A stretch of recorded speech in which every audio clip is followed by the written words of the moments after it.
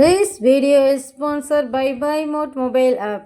இந்த மொபைல் ஆப்பை நீங்கள் டவுன்லோட் பண்ணி வச்சுக்கிட்டிங்கன்னா உங்கள் வீட்டுக்கு தேவையான எல்லா பொருட்களுமே வாங்கிக்கலாம். க்ராசரிஸ்லேருந்து டெக்கரேட்டிவ் ஐட்டம்ஸ் வரைக்கும் வாங்கிக்கலாம். இதற்கான லிங்க் வந்து நான் டிஸ்கிரிப்ஷனில் கொடுத்துருக்கேன். அதை நீங்கள் வந்து பார்த்து தெரிஞ்சுக்கோங்க. Thank you. Hi friends, welcome to our Madhuhema YouTube channel. இன்றைக்கி நம்ம வந்து கேப்சிகம் எக் எப்படி பண்ணலான்னு பார்ப்போம்.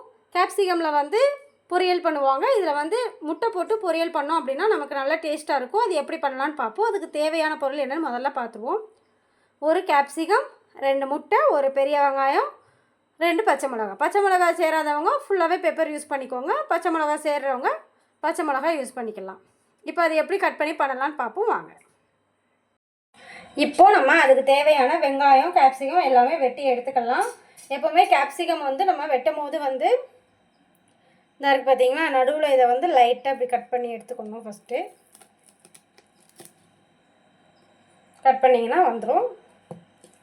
எடுத்துட்டு அதுக்கப்புறமேல்ட்டு பார்த்தீங்களா வந்துருச்சு. இதுக்கப்புறமேல்ட்டு இதை வந்து ஹாஃபாக எடுத்துக்கலாம்.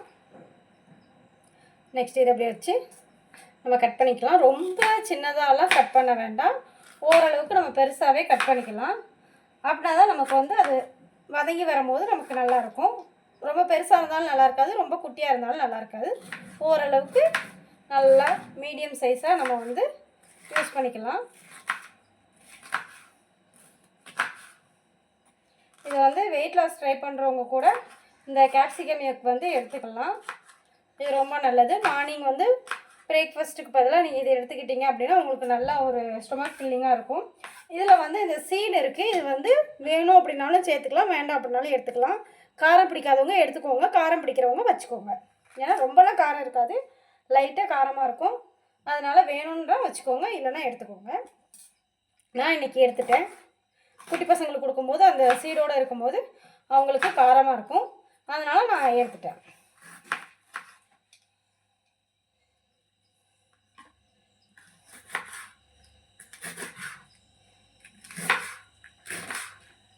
கட் பண்ணி எடுத்து வச்சிட்டோம் அப்படின்னா நம்ம வந்து ரெடி பண்ணி அடுப்பில் வைக்கும் போது நமக்கு ஈஸியாக இருக்கும். எப்போவுமே வந்து கட் பண்ணி எடுத்து வச்சுக்கோங்க. அவ்வளோதான். பார்த்திங்களா, சாப் பண்ணியாச்சு. இதை வந்து நம்ம ஒரு கிண்ணத்தில் மாற்றி வச்சுக்குவோம். இதுமாதிரி நம்ம எடுத்த பெரிய வெங்காயத்தையும் வந்து நம்ம வெட்டி எடுத்துக்கலாம். இதுவுமே ரொம்ப பொருசாக வெட்ட வேண்டாம், நம்ம நீல வாக்கில் வெட்டி எடுத்துக்கிட்டாலே போதும். ஏன் அப்படின்னா நம்ம வந்து கேப்சிகம் அப்படின்றதுனால பெரிய வெங்காயம் போடுறோம். மற்றபடி முட்டை சேர்க்குற எல்லா இதுக்குமே வந்து சின்ன வெங்காயம் தான் நம்ம யூஸ் பண்ணுவோம். இது கேப்சிகத்துக்கு வந்து சின்ன வெங்காயம் நீங்கள் போடுறத விட பெரிய வெங்காயம் போட்டிங்கன்னா இன்னும் கொஞ்சம் டேஸ்ட்டாக இருக்கும். அதனால தான் நம்ம வந்து பெரிய வெங்காயம் யூஸ் பண்ணுறோம்.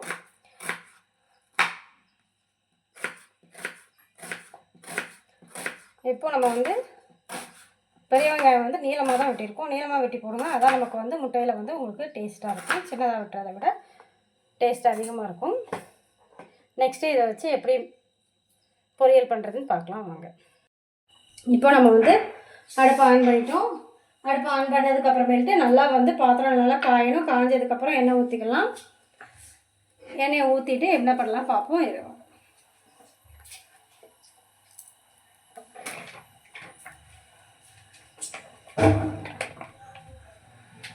இப்போ பாத்திரம் நல்லா காஞ்சிருச்சு. நான் வந்து இப்போ எண்ணெய் ஊற்றிக்கிறேன். எண்ணெய் நமக்கு வந்து நிறைய தேவையில்லை, அளவாக ஊற்றிக்கிட்டாலே போதும்.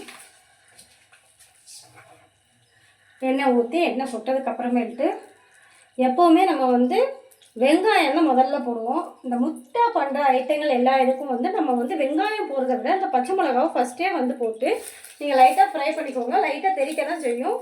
தெரிக்கும் போது மூடி வச்சுக்கோங்க. மூடி வச்சுட்டு ஃப்ரை பண்ணிக்கோங்க. பண்ணிங்க அப்படின்னா உங்களுக்கு இதில் உள்ள காரம் எல்லாமே வந்து நமக்கு எண்ணெயில் வந்து இறங்கிடும். அப்போ உங்களுக்கு வந்து சாப்பிடும்போது மிளகாயும் சேர்த்து சாப்பிட்லாம், டேஸ்ட் நல்லாயிருக்கும். அவ்வளோ காரம் தெரியாது மிளகாயிலையுமே. சாப்பாடுக்கு சைடிஷ் இதுவே உங்களுக்கு நல்லாயிருக்கும். கொஞ்சம் லைட்டாக 2 பக்கம் ஃப்ரை பண்ணி வர்ற அளவுக்கு மட்டும் லைட்டாக பண்ணிக்கோங்க. பண்ணும்போது கொஞ்சம் கேர்ஃபுல்லாக பண்ணுங்கள். ஏன்னா வெடிக்கிறப்போ வந்து கொஞ்சம் மூடி போட்டு பண்ணுங்கள். பழக்கம் இல்லாதவங்க இல்லை பழக்கம் இருக்கிறவங்கன்னா அப்படியே பண்ணிக்கலாம். நெக்ஸ்ட்டு நம்ம நறுக்கி வச்சுருந்த பெரிய வெங்காயத்தை சேர்த்துக்கலாம்.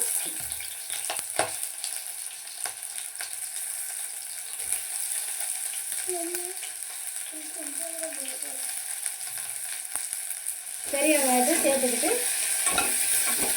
நல்லா வதக்கிக்கலாம். எப்போவுமே வெங்காயம் சேர்த்து கொஞ்சம் நேரத்துலேயே வந்து நம்ம உப்பு சேர்த்துக்கணும். உப்பு சேர்த்துட்டோம் அப்படின்னா நமக்கு வந்து வெங்காயம் சீக்கிரம் வதங்கிடும், நமக்கு கேஸ் செலவும் கம்மியாகும். கல்லுப்பு சேர்க்குறவங்க கல்லுப்பு சேர்த்துக்கலாம். மேக்ஸிமம் இந்த ஆயில் ஐட்டங்களில் செய்கிறப்ப வந்து கல்லுப்பை விட உங்களுக்கு தூள் உப்பு தான் நல்லாயிருக்கும். கல்லுப்பு சேர்த்திங்க அப்படின்னா உங்களுக்கு கரையிறதுக்கு இதாகும், அதனால் கரையாது. தூள் உப்பு மட்டும் சேர்த்துக்கலாம். சேர்த்துக்கிட்டேன். நான் வந்து முட்டைக்கும் சேர்த்துட்டேன். இனிமேல் அதுக்கடுத்து நம்ம வந்து உப்பு சேர்க்க தேவையே கிடையாது. இதை வதக்கி விட்டுக்கலாம். இது ரொம்ப பொன்னிறமாலாம் நமக்கு வதங்கணுன்றது கிடையாது, கொஞ்சம் கண்ணாடி பதத்துக்கு வதங்கினாலே போதும். ஏன்னா நமக்கு கேப்சிகம் வதங்கும் போது சேர்த்து வதங்கல, அதனால் நமக்கு இந்த பக்குவமே போதும். நல்லா வதங்கிடுச்சு பார்த்திங்களா, நல்லா தண்ணி விட்டு வதங்கிடுச்சு. இந்த டைம்லேயே வந்து நம்ம நறுக்கி வச்சுருந்த கேப்சிகம் இதையுமே நம்ம சேர்த்துக்கலாம்.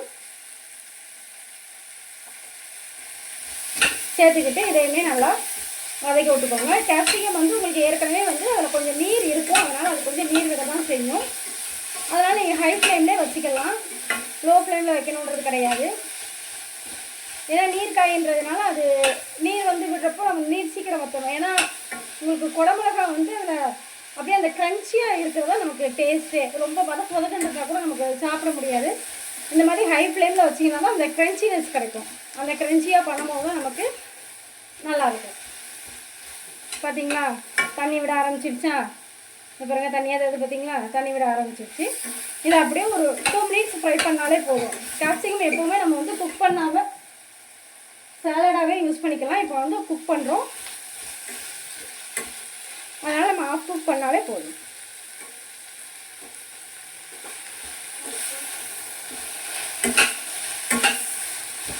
பார்த்தீங்களா,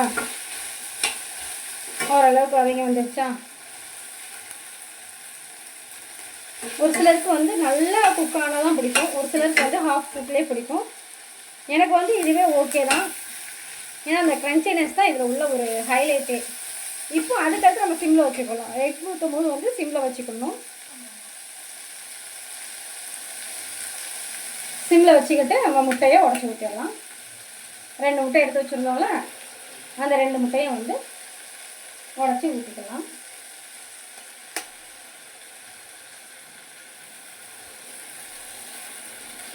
ஊற்றியாச்சு. லைட்டாக ஒரு நேரம் அப்படி கிண்டி வச்சுப்போம். முட்டை ஊற்றினதுக்கப்புறம் மேக்ஸிமம் சிம்மில் வச்சுக்கோங்க. ஹை ஃப்ளேமில் வச்சுக்கிட்டிங்க அப்படின்னா உங்களுக்கு முட்டை வந்து சீக்கிரமே அடி பிடிச்சிரும். அதனால் சிம்லேயே வச்சுக்கிட்டு கிண்டி விடுங்க, ஹை ஃப்ளேமில் வைக்கக்கூடாது. இப்போ கிண்டி விட்டுக்கிட்டே இருக்கும் பார்த்திங்களா, அந்த முட்டை உடனே கட்டியாக ஆரம்பிச்சிருச்சா? இதுவே ஹை ஃப்ளேமில் வச்சுருந்தீங்க அப்படின்னா இது வந்து உங்களுக்கு தீஞ்சு போயிடும். அதனால தான் ஹை ஃப்ளேமில் வைக்கக்கூடாது, சிம்மில் வைக்கணும்னு சொன்னேன். இப்போ ஓரளவுக்கு நமக்கு வந்து முட்டை வந்து பொரிய ஆரம்பித்ததுக்கப்புறமேட்டு நம்ம ஹை ஃப்ளேமில் மாற்றிக்கலாம். மாற்றிக்கிட்டிங்க அப்படின்னா முட்டை உங்களுக்கு 2 மினிட்ஸில் ரெடி ஆகிடும்.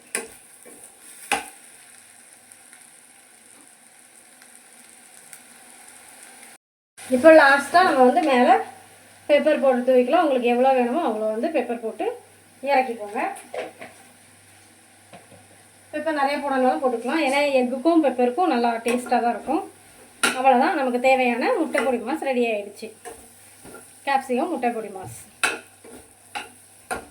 இதை நம்ம ஒரு பவுலில் போட்டு சர்வ் பண்ண வேண்டியதுதான். கேப்சிகம் எக் பொடி மாஸ் ரெடி ஆகிடுச்சு. இது வந்து எனக்கு 2 பேர் சர்வ் பண்ணுற அளவுக்கு இருக்குது. நான் ஒரே ஒரு பவுல் தான் இப்போ எடுத்து வச்சுருக்கிறேன். இதை வந்து வெறும் பிரேக்ஃபாஸ்ட்டாக மட்டும் சாப்பிட்றீங்க அப்படின்னா இது 2 பவுலுமே எடுத்து ஒரு ஆள் சாப்பிட்டுக்கலாம். இல்லை சைடிஷாக வச்சுட்டோம் அப்படின்னா ஆளுக்கு ஒரு பவுல், 2 பேர் இருக்கிற குடும்பத்துக்கு கரெக்டாக இருக்கும். 4 பேர் இருக்கிறவங்கன்னா கொஞ்சம் எக்ஸ்ட்ரா பண்ணிக்கோங்க. மேலும் இதே மாதிரி வீடியோ வேணால் மதியமாக யூடியூப் சேனல் ஷேர் பண்ணுங்கள், லைக் பண்ணுங்கள், கமெண்ட் பண்ணுங்கள், சப்ஸ்கிரைப் பண்ணுங்கள். தேங்க்யூ.